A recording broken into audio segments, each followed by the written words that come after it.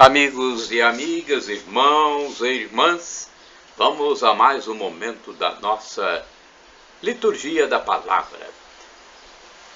Liturgia de 14 de outubro de 2021. Quinta-feira, 28ª semana do tempo comum na Igreja Católica Apostólica Romana. A cor litúrgica é verde e no rito da celebração temos o ofício do dia. Antífona da entrada. Senhor, se levardes em conta nossas faltas, quem poderá subsistir? Mas em vós encontra-se o perdão, Deus de Israel. É o Salmo 129, versículo 3º. Oração do dia. Ó Deus, sempre nos preceda e acompanhe a vossa graça, para que estejamos sempre atentos ao bem que devemos fazer, por nosso Senhor Jesus Cristo, vosso Filho, na unidade do Espírito Santo. Assim seja. Primeira leitura, leitura da Epístola de São Paulo aos Romanos, capítulo 3, versículos do 21 ao 30. Irmãos, agora sem depender do regime da lei, a justiça de Deus se manifestou, atestada pela lei e pelos profetas. Justiça de Deus essa, que se realiza mediante a fé em Jesus Cristo, para todos os que têm a fé. Pois diante desta justiça não há distinção, todos pecaram e estão privados da glória de Deus. E a justificação se dá gratuitamente, por sua graça, em virtude da redenção realizada em Jesus Cristo. Deus destinou Jesus Cristo a ser, por seu próprio sangue, instrumento de expiação mediante a realidade da fé. Assim, Deus mostrou sua justiça em ter deixado sem castigo os pecados cometidos outrora, no tempo da sua tolerância. Assim, ainda ele demonstra sua justiça no tempo presente para ser ele mesmo justo e tornar justo aquele que vive a partir da fé em Jesus. Onde estaria, então, o direito de alguém se gloriar? Foi excluído. Por qual lei?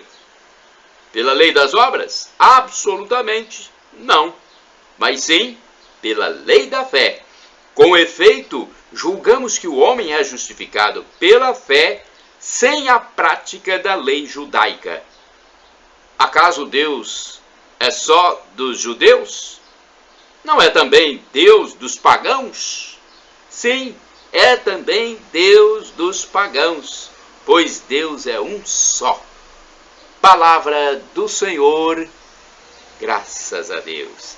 Salmo responsorial é o Salmo 130, versículos do primeiro ao terceiro, quarto, do quinto ao sexto, refrão 7º. Ao Senhor, no Senhor se encontra toda graça e copiosa redenção. Repitamos, no Senhor se encontra toda graça e copiosa redenção. Das profundezas eu clamo a vós, Senhor, escutai a minha voz. Vossos ouvidos estejam bem atentos ao clamor da minha prece. No Senhor se encontra toda graça e copiosa redenção.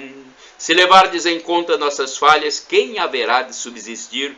Mas em vós se encontra o perdão, eu vos temo e em vós espero. No Senhor se encontra toda graça e copiosa redenção. No Senhor ponho a minha esperança, espero em sua palavra. A minha alma espera no Senhor, mais que vigia pela aurora. No Senhor se encontra toda graça e copiosa redenção. Repitamos, no Senhor se encontra toda graça e copiosa redenção. Vamos à aclamação do Evangelho num texto de João 14, versículo 6. Aleluia, aleluia, aleluia. aleluia, aleluia, aleluia, aleluia, aleluia. Sou o caminho, a verdade e a vida, ninguém vem ao Pai senão por mim. Aleluia, aleluia, aleluia, aleluia, aleluia, aleluia, aleluia, aleluia. O Senhor esteja convosco, Ele está no meio de nós. Proclamação do Evangelho de Jesus Cristo, segundo São Lucas. Glória a vós, Senhor. Pelo sinal da Santa Cruz, livra-nos Deus nosso Senhor dos nossos inimigos. Naquele tempo disse o Senhor: ai de vós, porque construís os túmulos dos profetas. No entanto, foram vossos pais que os mataram. Com isso, vós sois testemunhas e aprovais as obras de vossos pais, pois eles mataram os profetas e vós construís os túmulos. É por isso que a sabedoria de Deus afirmou: eu lhes enviarei profetas e apóstolos, e eles matarão e perseguirão alguns deles, a fim de que se peçam contas a esta geração do sangue de todos os profetas, derramado desde a criação do mundo, desde o sangue de Abel até o sangue de Zacarias, que foi morto entre o altar e o santuário. Sim, eu vos digo, serão pedidas contas disso a esta geração. Ai de vós, mestres da lei, porque tomastes a chave da ciência. Vós mesmos não entrastes e ainda impedistes os que queriam entrar. Quando Jesus saiu daí, os mestres da lei e os fariseus começaram a tratá-lo mal e provocá-lo sobre muitos pontos. Armaram ciladas para pegá-lo de surpresa por qualquer palavra que saísse de sua boca. Palavra da salvação. Glória a vós, Senhor. Vamos ao comentário, a reflexão de Antônio Carlos Santini, e-mail santini@novaalianca.com.br.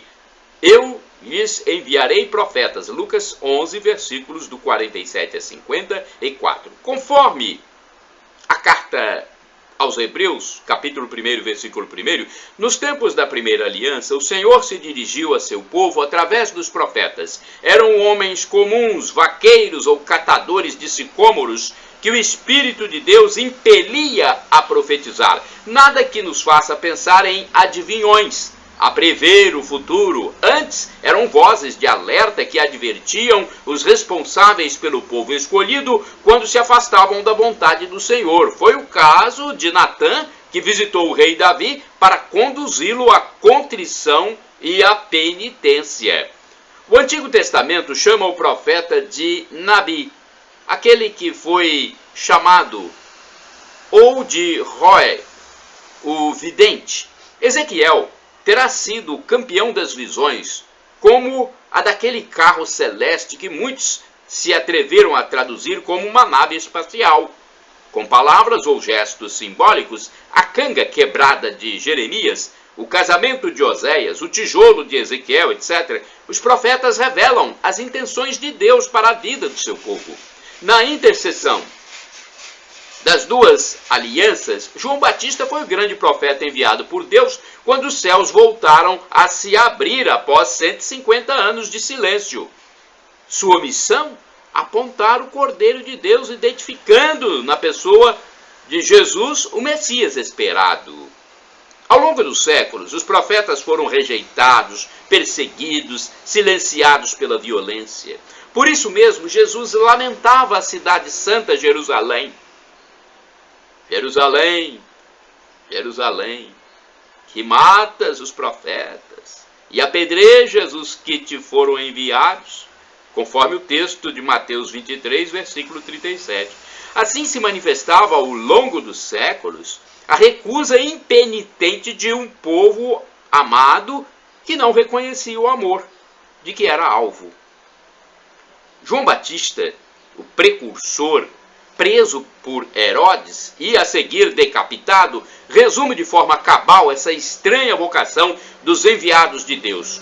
Por fim, na plenitude dos tempos, Jesus Cristo, o próprio Filho de Deus, sofreria também, de modo extremo, a rejeição e a morte. Nos tempos apostólicos, o mesmo ódio seria derramado sobre os servidores de Deus, a começar por Estevão, Atos dos Apóstolos, capítulo 7, versículo 58, e Tiago, Atos, capítulo 12, versículo 2. Desde os Césares romanos até os tiranos modernos, idêntico fim teriam os cristãos que professam sua fé em Jesus Cristo. Cumpria-se assim a profecia do Senhor: sereis odiados de todos por causa do meu nome, mas aquele que perseverar até o fim, esse será salvo. Mateus capítulo 10, versículo 22.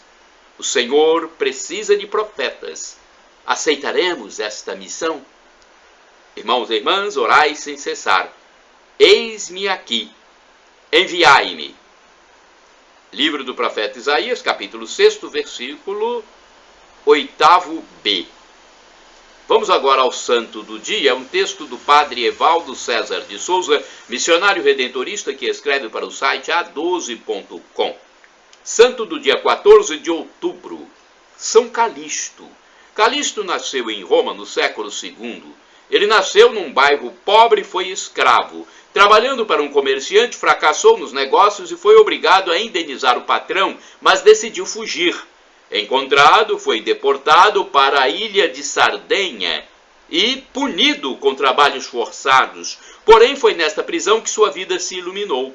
Nas minas da Sardenha, ele tinha contato direto com os cristãos que também cumpriam penas por causa da sua religião. Ao vê-los suportando o desterro, a humilhação e as torturas, sem nunca perder a fé e a esperança em Cristo, Calixto se converteu.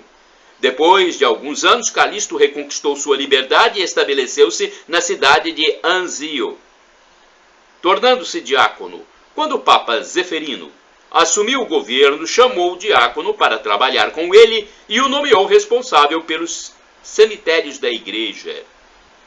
Chamados de catacumbas, estes cemitérios subterrâneos da Via Ápia em Roma tiveram importância vital para os cristãos. Além de ali enterrarem seus mortos, as catacumbas serviam também para cerimônias e cultos, principalmente durante os períodos de perseguição. Com a morte do Papa Zeferino, o clero e o povo elegeram Calixto para substituí-lo. Ele era misericordioso com os pecadores e dizia: todo pecado pode ser perdoado pela igreja, cumpridas as devidas penitências. O Papa Calixto governou por 6 anos. Em 222, ele se tornou vítima de perseguição, foi espancado e assassinado durante um confronto entre cristãos e pagãos. São Calixto, rogai por nós. Shalom Adonai é uma expressão hebraica que significa paz de Deus. El Shaddai, também do hebraico, significa Deus onipotente, Deus todo-poderoso.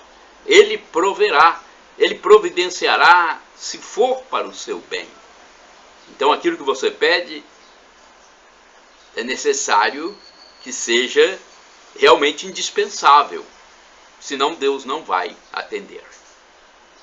Agora, do dialeto de Jesus, o aramaico, eu clamo Maranatá, como dizemos nós católicos, com a tônica na última sílaba, ou Maranata, com a tônica na penúltima sílaba, como dizem os nossos irmãos separados, os protestantes ou evangélicos. Não importa a pronúncia, porque o significado é o mesmo. Vinde, Senhor Jesus, vem, Senhor. Um dia ele vai voltar e vai nos julgar.